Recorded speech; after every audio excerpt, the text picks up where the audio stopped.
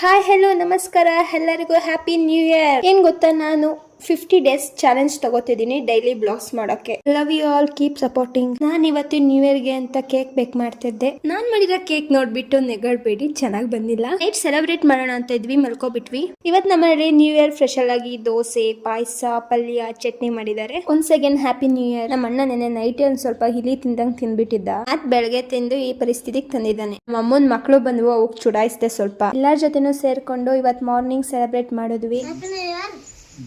ಹೊಸ ವರ್ಷ ಯುಗಾದಿ ಆಗಿದ್ರು, ಕ್ಯಾಲೆಂಡರ್ ಅಲ್ಲಿ ಬರೋ ಹೊಸ ವರ್ಷನ ಸೆಲೆಬ್ರೇಟ್ ಮಾಡ್ತೀವಿ. ಏನಂತೀರಾ? ಕೇಕ್ ಹಿಂಗಿತ್ತಪ್ಪ. ನಮ್ಮಪ್ಪ ಕೇಕ್ ತಿಂದಿರೋ ರೇಂಜ್ ನೋಡಿ ನಾನು ತಿಂದೆ, ಪರವಾಗಿಲ್ಲ, ಚೆನ್ನಾಗಿತ್ತು. ನಮ್ಮ ಅಪ್ಪಾಜಿ ಸ್ವಲ್ಪ ನಲ್ಲಿಕಾಯಿ ತಂದಿದ್ರು, ಅದನ್ನು ವಾಶ್ ಮಾಡಿ ತಿನ್ನಕ್ಕೆ ಅಂತ ಇಟ್ಕೊಂಡೆ. ಉಪ್ಪು ನೀರಿಗೆ ಹಾಕೊಂಡ್ರೆ ಸ್ವಲ್ಪ ಹುಳಿ ಕಡಿಮೆ ಆಗುತ್ತೆ ಅಂತ ಹಸಾಕಕ್ಕೆ ಅಂತ ಹೊರಗಡೆ ಬಂದೆ. ನಾನೆಲ್ಲ ಅವನನ್ನ ಬಿಟ್ಟು ಹೋಗ್ತಿದ್ದೀನಿ ಅಂತ ಉಟ್ಕೊ ಬಂದ ಜುಮ್ಮಿ. Thank you for watching my videos. Love you all. ನಾಳೆ ಸಿಗ್ತೀನಿ, ಬಾಯ್.